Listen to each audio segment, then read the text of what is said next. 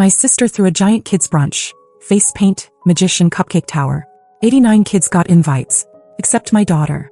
When I asked why, my mom said, she's too sensitive, she wouldn't have enjoyed it. I just nodded. I did this instead. 3 weeks later, the party photos disappeared, and so did her business license. 89 kids. That's how many children Claire invited to her daughter's ridiculous brunch party. It had a face painter, a magician, a petting zoo, a balloon arch that stretched across the entire backyard, and a cupcake tower taller than most of the kids there. It looked like a high-end wedding reception for toddlers. And not a single detail was missed on social media. She made sure of that. But what she didn't post, what she didn't say anywhere, was who wasn't invited. My daughter. Lily is 9. Quiet, gentle, brilliant in her own way. She's not the loudest in the room, and she's definitely not the kind of kid who demands attention. Maybe that's why they never liked her. Claire's kids, by comparison, are walking sound effects. Always screaming, always breaking something, always being rewarded for it. I've spent years watching my daughter get passed over, get ignored, get told to go play outside, while the rest of the kids opened gifts or had cake. I let it go too many times. But this was different. I didn't find out from Claire, or my mom. I found out from another mom at school who asked if Lily was excited about the big party this weekend. I said I hadn't heard about it. She looked confused, awkward, like she just realized she stepped into something. That's when I knew. I called my mother. Asked if she knew about it. She said yes, like it was obvious. When I asked why Lily wasn't invited, she said, she's too sensitive. She wouldn't like it. She said it like she was protecting her. Like Lily was the problem. I didn't argue. I just nodded, said, okay, and hung up. I felt something inside me lock into place right then. Something cold. Something final. I didn't tell Lily. That weekend I took her out for sushi, then to the bookstore. She picked out a graphic novel and a puzzle, and we sat on the curb eating ice cream like nothing was wrong. She was happy. She had no idea 89 of her classmates and cousins were laughing in Claire's backyard without her. That they were eating cupcakes and watching a magician and taking pictures in front of a glitter backdrop while her name wasn't even mentioned. 3 weeks later, Claire's party photos disappeared from Instagram and Facebook. All of them. Like they'd never existed. Her business license. Gone too. Just vanished from the state registry. She didn't know it yet, but this wasn't the work of some glitch or bureaucratic error. This was just the beginning. Because if they were going to treat my daughter like she didn't exist, I was going to show them what it looked like when someone really disappeared. Claire's business was called Sprinkle and Shine. A party planning service for high-end kids events. Balloon garlands, animal rentals, mini donut walls. The whole ridiculous Pinterest circus. Most of her clients found her through Instagram. That's where she lived. She didn't just post the parties. She posted the prep, the outfits, the behind-the-scenes chaos that somehow always looked curated. Her captions were smug, her hashtags endless, and her tone? Like she was the CEO of childhood itself. That brunch party was supposed to be her masterpiece. And maybe it would have been if she hadn't decided my daughter didn't belong there. 3 days after the party, I submitted my first report. Copyright violations. It wasn't hard. She used licensed characters on banners without permission, a Disney princess playlist playing loudly in her videos, and even a backdrop with the company's trademarked logo. All of it is common in the kids' party world, but technically, all of it is illegal. Instagram took the bait fast. By the end of the week, her page was shadow banned. Then the takedown started. Video after video flagged. Her photos started disappearing, not all at once but slowly. Enough to cause confusion. Enough to make people ask questions. Then came the anonymous tip to the city. She'd been running her business from home without the correct zoning permit. Neighbors had complained before, mostly about traffic and noise, but I gave them the push they needed.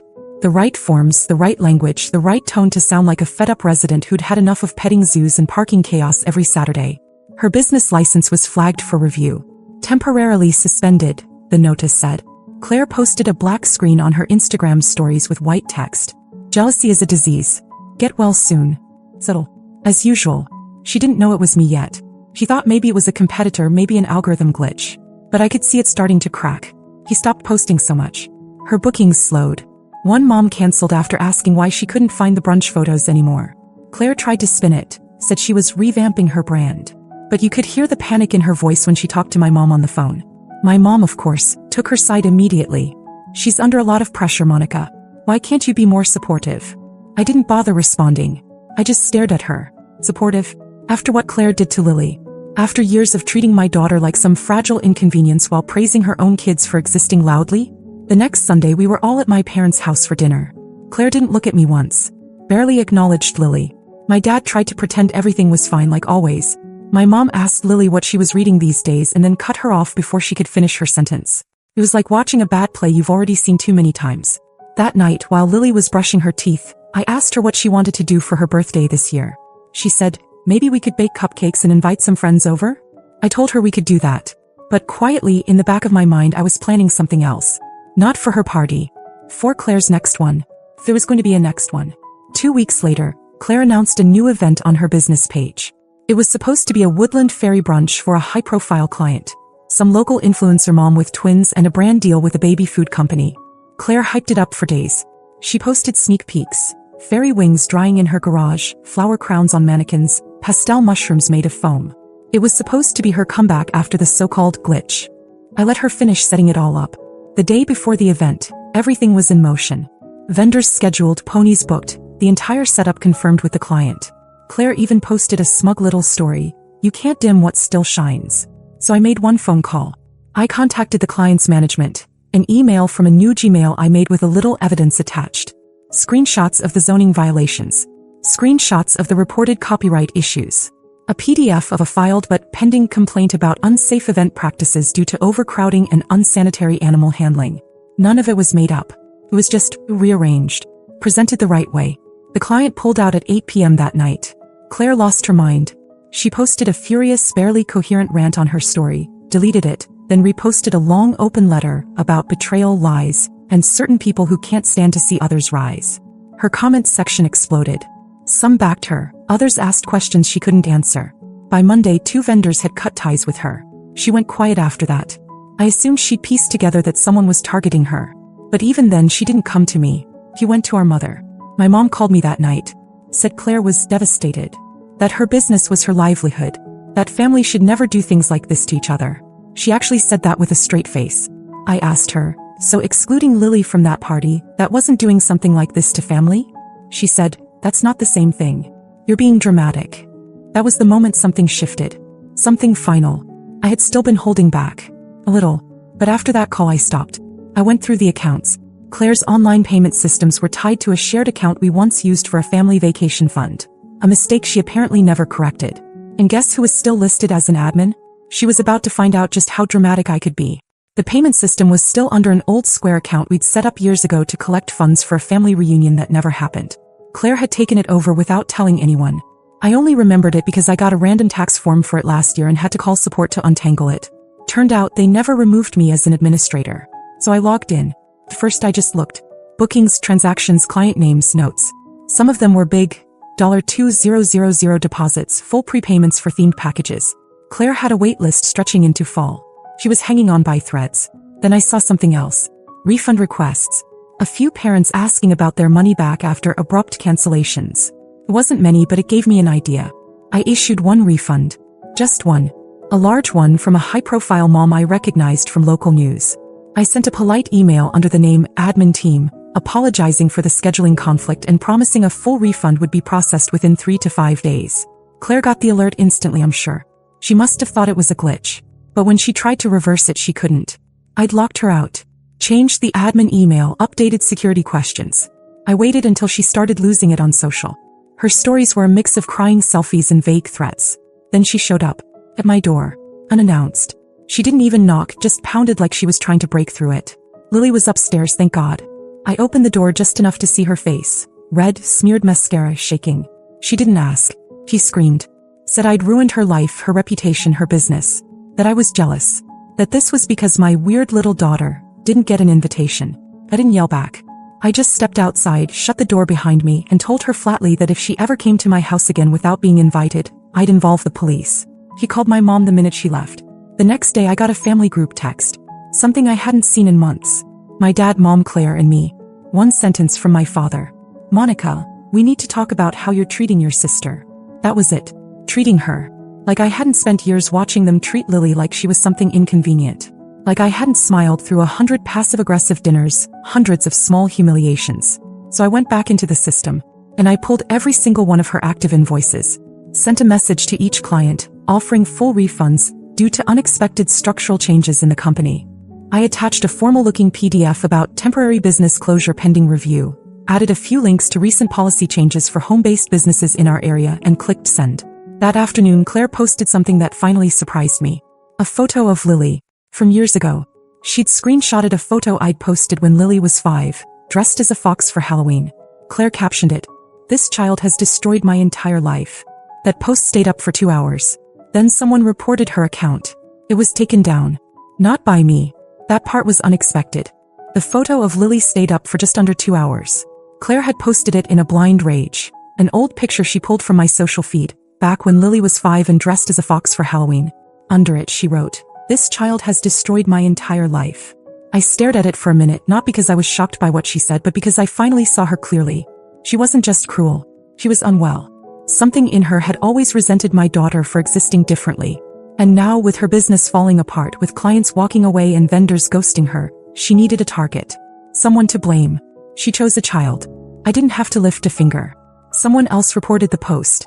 It violated every possible policy. Her entire account got suspended within the hour. The fallout was instant. A few of her influencer clients unfollowed her. A mom she used to work with reposted the screenshot and wrote, "This is who you're trusting with your kids?" It spread fast. But the truly unexpected thing? My family didn't blame her. They blamed me. My mom called first. Said she was heartbroken to see our family like this. That I had pushed Claire to the edge. That I should have handled it privately if I had issues with how things were run. I asked her if she saw the post. She hesitated, then said she didn't mean it the way it sounded. Right. So it's okay to publicly vilify a child now as long as you don't mean it. Then came the group text. My dad, Claire, my mom, all of them asking me to make things right. There was no apology. No acknowledgement that Lily had been wronged. Just pressure. Expectations. My dad actually had the nerve to say, "At the end of the day, she's still your sister." That line did something to me. For years, I tolerated everything for the sake of that sentence. She's your sister. They're your parents. It's family.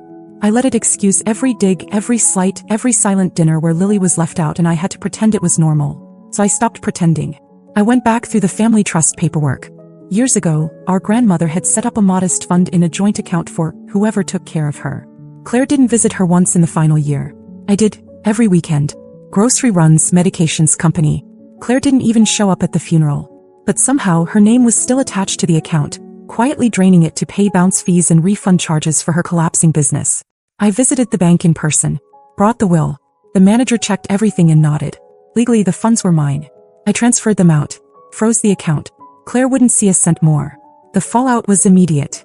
She tried to call me 14 times in one night. Left voicemails. Sobbing, screaming, begging.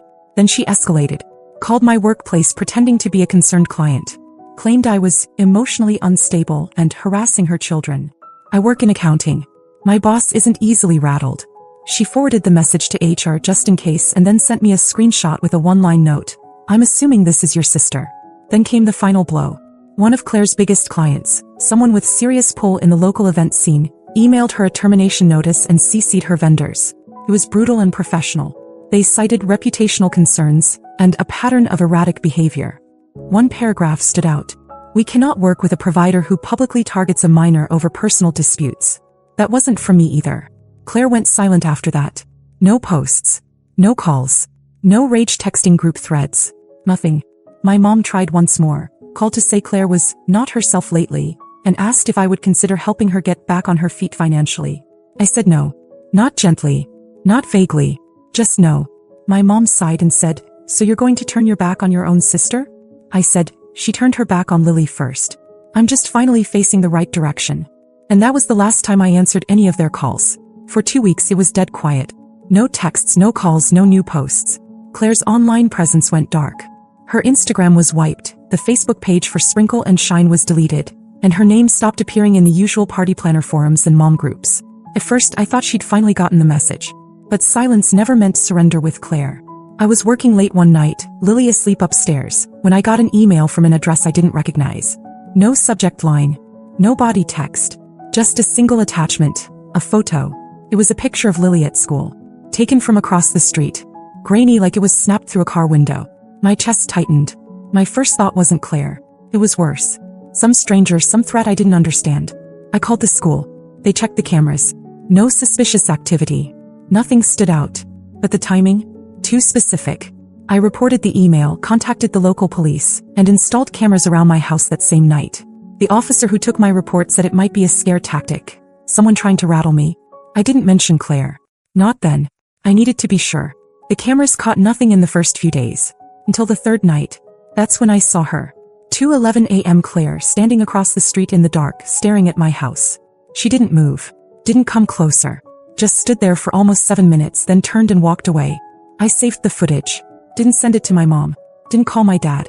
I called a lawyer. Explained everything.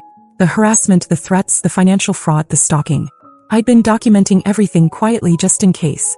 Now I needed it all. The lawyer said something I hadn't expected. Are you aware your sister took out a business loan 6 months ago with your name as a co-signer? I wasn't. Apparently, Claire had used the family account info, old tax records, enough identifying details to pass a basic check. The loan wasn't huge, but it was in collections now. Defaulted. Attached to my credit. That's when it became clear. This hadn't just been personal. It had been calculated. And she wasn't done. 3 days later, my boss received a manila envelope with no return address. Inside, printouts of my bank statements, scribbled notes in pen, and a USB drive. She turned it over to security without opening it. HR called me. I was mortified. But they knew the story already. I told them weeks ago. They were on my side. So it was a warning. Claire wanted to burn every bridge I had left. So I made one final move. I filed a civil suit. For fraud. For defamation. For unauthorized use of personal information. I had the emails, the screenshots, the business records, the footage. It wasn't about the money anymore. It was about stopping her before she did something worse. The suit was filed on a Friday. She was served on a Tuesday. She didn't show up to the first hearing. But someone else did. A man. Early 40s. I'd never seen him before. He introduced himself after the session. Said his daughter had gone to one of Claire's parties last year. Then he paused. I think she might have done something to us too, he said. But we were too embarrassed to say anything. He pulled out his phone. Showed me an invoice, twice what Claire usually charged. Then another photo. The same fox costume Lily wore. But it wasn't Lily in the picture. It was another little girl in a different city at a party Claire threw 5 months ago. A prop maybe. Maybe more. Something much deeper was hiding in the ashes. And now I wasn't the only one looking.